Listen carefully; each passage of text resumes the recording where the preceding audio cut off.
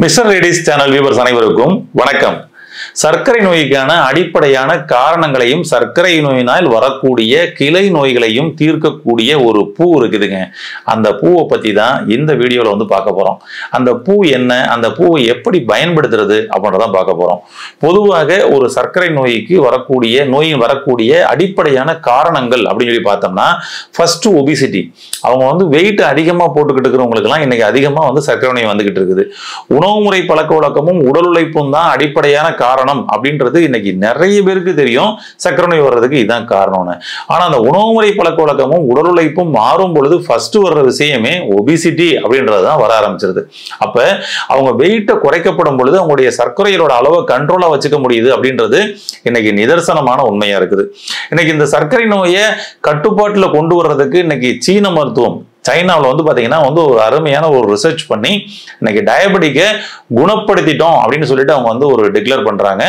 அதுக்கு வந்து ஒரு ரிசர்ச் பண்ணி அவங்க வந்து ஒரு 25 வயசு ஒரு பெண்மணிக்கு டைப் 1 இருந்ததுக்கு அவங்க ஒரு ஸ்டெம் செல் மெடிசன்ஸ் மூலமாக கொடுக்கப்பட்டு அவங்களுக்கு பரிசோதனை பண்ணிட்டே வராங்க. பண்ணிட்டு வரப்படும் பொழுது வந்து பார்த்தீங்கன்னா அவங்க சர்க்கரை நோயிலிருந்து முழுமையா வெளியில வந்துட்டாங்க அப்படின்றது அந்த ரிசர்ச் பேப்பர். இன்னைக்கு சைனாவில் இந்த அறிவிப்பு வந்து பார்த்தீங்கன்னா உலகம் முழுவதும் ஒரு பெரிய ஆச்சரியத்தை தரக்கூடியதாகவும் மிகப்பெரிய வரவேற்பை ஏற்படுத்தி கொடுக்கக்கூடியதாகவும் இது வந்து அமைஞ்சிருக்கு அப்படின்னு சொல்லி சொல்லலாம்.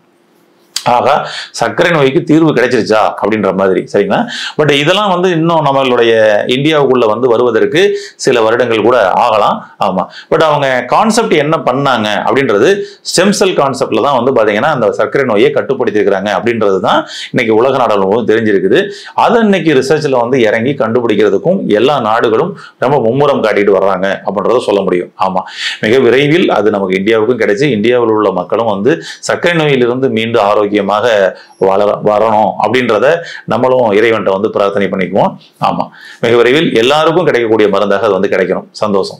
அந்த வகையில இப்ப நம்ம வீட்டுல நம்ம பயன்படுத்தக்கூடிய ஒரு பூ இருக்குதுங்க. இந்த பூவை நம்ம பயன்படுத்தப்படும் பொழுதும் இதே போல காரணத்தையும் களையப்படுது. அப்ப வெயிட்டை குறைக்கிற ஒரு ப்ராசஸ் நம்ம வந்து பண்ணப்படும் பொழுது அவங்க ஆட்டோமேட்டிக்கா அவங்களுடைய சுகர் லெவல் கண்ட்ரோலுக்கு வருதுங்க. அதை முதல்ல நீங்க பண்ண ஆரம்பிக்கணும். அதற்கு இந்த பூவும் சப்போர்ட் பண்ணி கொடுக்குது. அதான் ஒரு பெரிய ஸ்பெஷாலிட்டி. அதுபோல மலச்சிக்கல் பலச்சிக்கலை உண்டு பண்ணணும் தெரியும். நீங்க பாருங்க, கான்ஸ்டிபேஷன் இருந்துச்சு, அதுக்கப்புறம் தான் வந்து பாத்தீங்கன்னா ஒவ்வொரு நோயா வந்துச்சு, அதுல சர்க்கரை நோயும் வந்துச்சு அப்படின்றதான் நீங்க நிறைய விட கருத்தா இருக்குது. அப்ப மலச்சிக்கலையும் போக்கணும். அடுத்தது ஜீரணம் சரியில்லைங்க. ஜீரணம் சரியில்லாதனாலதான் மலச்சிக்கல் வந்துச்சு, ஜீரணம் சரியில்லாதனாலதான் வெயிட் போட்டுச்சுன்னு சொல்லி இன்னைக்கு பல பேர் சொல்லக்கூடிய ஒரு விஷயம் இருக்குது. அப்ப ஜீரண மண்டலத்தை நம்ம சரி செஞ்சாகணும். அதற்கும் இந்த பூ ரொம்ப அருமையா சப்போர்ட் பண்ணி கொடுக்குங்க. இப்ப சர்க்கரை நோய் வந்துருச்சுங்க, அதுக்கப்புறம் நிறைய கிளை நோய்கள் வர ஆரம்பிச்சிருச்சு, சரிங்களா? அதாவது கண் சார்ந்த பிரச்சனைகள், நரம்பு மண்டலம் சார்ந்த பிரச்சனைகள், சிறுநீரக மண்டலம் சார்ந்த பிரச்சனைகள், அப்புறம் ரத்த குழாயில் அடைப்பு, ஹார்ட் அட்டாக்கு, ஸ்ட்ரோக்கு அப்படின்னு சொல்லிட்டு பாருங்க, அப்படியே படிப்படியா இது வந்து போயிட்டே இருக்கு இல்லையா? இந்த வகையிலையும் இதனுடைய மூல காரணத்தையும் நாம சரி செஞ்சால் மட்டுமே இந்த கிளை நோய்களும் வராமல் நாம வந்து தடுக்க முடியும் அப்படின்றத சொல்லலாம். அந்த வகையில நம்ம வந்து தடுக்கிறதுக்கு நிறைய உணவு முறைகளும் லைஃப் ஸ்டைலும் மாற்றத்துக்குள்ள கொண்டு வந்தாலும் இன்னும் இதை விட ஏதாவது இருக்கா, இன்னும் இதுக்கு பெட்டர் சாய்ஸ் இருக்கா அப்படின்றது தான் மக்களோட கேள்வியா இருக்குது. நிறைய சர்க்கரை நோய்க்கான ஈஸியான சில டிப்ஸ் எல்லாம் நம்ம ஆல்ரெடி நம்மளுடைய மிஸ்டர் லேடிஸ்ல நம்மளே நிறைய வந்து கொடுத்துக்கிறோம். நிறைய மக்கள் அதை பயன்படுத்தி அனுபவமா சொல்லியிருக்கிறாங்க. பட் இருந்தாலும் இதுக்கு மேல அப்படின்னு சொல்லி சொன்னோம்னா, ஏன் புது டிப்ஸ்கெல்லாம் அவங்களுக்கு வந்து கிடைக்குது அப்படின்னா, ஒவ்வொரு நபர்களுக்கும் நம்மளுடைய உடல் கட்டமைப்பு, உடல் செயல்பாடுகள் எல்லாமே வந்து மாறுபடுது. அப்போ ஒவ்வொருத்தர்களுக்கும் ஒவ்வொன்று தேவைப்படுது. அதுல எந்த அந்த டிப்ஸ் வந்து உங்களுக்கு ரொம்ப பயனளிச்சதோ அதை சரியா அப்படியே வந்து நீங்க லைஃப் டைம் கடைபிடிச்சிட்டே இருக்கலாம்.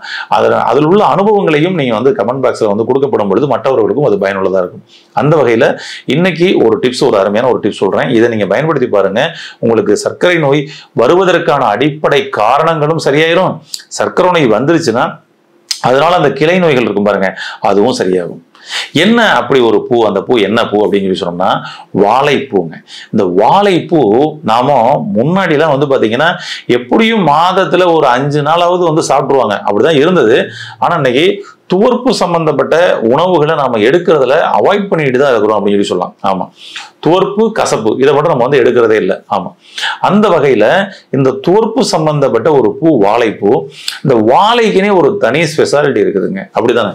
இந்த வாழை மரம் பாருங்க, டோட்டலா உங்களுக்கு அந்த இலையிலிருந்து அந்த காய், கனி, பூ, தண்டு, அந்த நாறு முதற்கொண்டு முழுமையா பயன்படும். அப்படி ஒரு அற்புதமான ஒரு மரம் தான் அந்த வாழை மரம். அதிலிருந்து கிடைக்கக்கூடிய எல்லாமே நம்மளை ஆரோக்கியப்படுத்தக்கூடியதா இருக்கு. வாழைப்பழம் நம்மளுடைய வயிறு மாதிரியே இருக்கும் இல்லையா?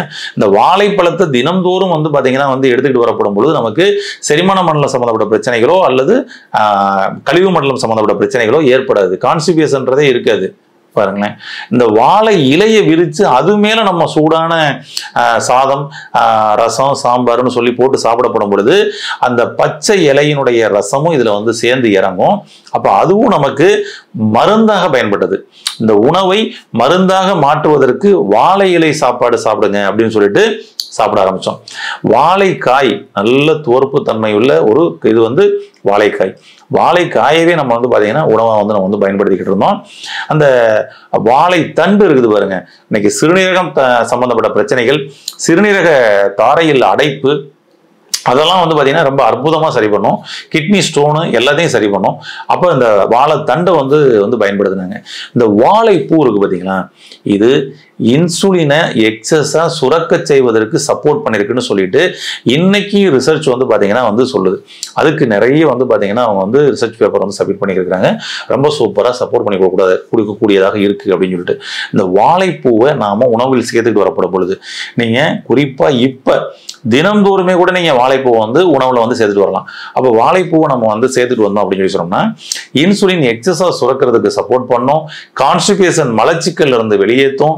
நமக்கு செரிமான மண்டலத்தை சூப்பரா சீர் பண்ணி கொடுக்கும். கண்ணுக்கும் இது ரொம்ப சிறந்ததாக நமக்கு இருக்குது. நரம்பு மண்டலங்களுக்கும் இந்த சுவையே ரொம்ப சிறந்த சுவையாக இருக்குது. எலும்பு மண்டலத்தையும் இது பாத்தீங்கன்னா பலப்படுத்தும். ஏன்னா கிட்னி நல்லா கிளென்சிங் பண்ணி ரெடி பண்ணும் பொழுது எலும்பு மண்டலத்தை கண்ட்ரோல் பண்றதே நமக்கு பாத்தீங்கன்னா கிட்னி தான். இப்ப இதன் மூலமாக எனர்ஜி கிடைச்சு கிட்னியும் பலமாகும். இப்படி உடல் முழுவதும் எல்லா ஜோன்ஸையும் பலப்படுத்தக்கூடிய ஒரு விஷயமாக இருக்குது அப்படின்னு சொல்லலாம். சிறுநீர் தாரைகள்ல இருந்து பாத்தீங்கன்னா நல்லா ஃப்ரீ பண்ணி விட்டுட்டு யூரினை நல்லா பெருக்கெடுத்து விட்டுரும்.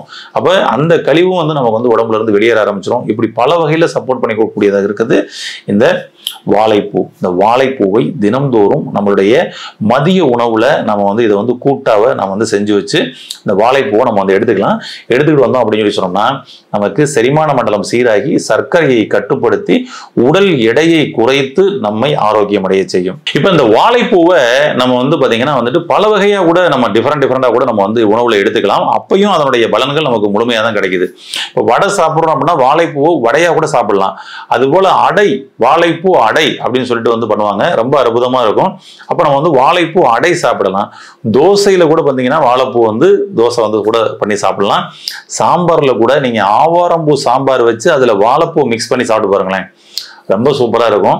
இப்படி பல வகைகளில் நாம அந்த வாழைப்பூவை பயன்படுத்திட்டு வந்தோம் அப்படின்னு சொல்லி சொன்னோம்னா அருமையா நம்மளுடைய சர்க்கரையோட அளவை கட்டுப்படுத்துறதுக்கு ரொம்ப அருமையா சப்போர்ட் பண்ணி கொடுக்கும். இன்சுலினை எக்ஸஸா சுரக்கிறதுக்கு சப்போர்ட் பண்ணி கொடுக்கும்.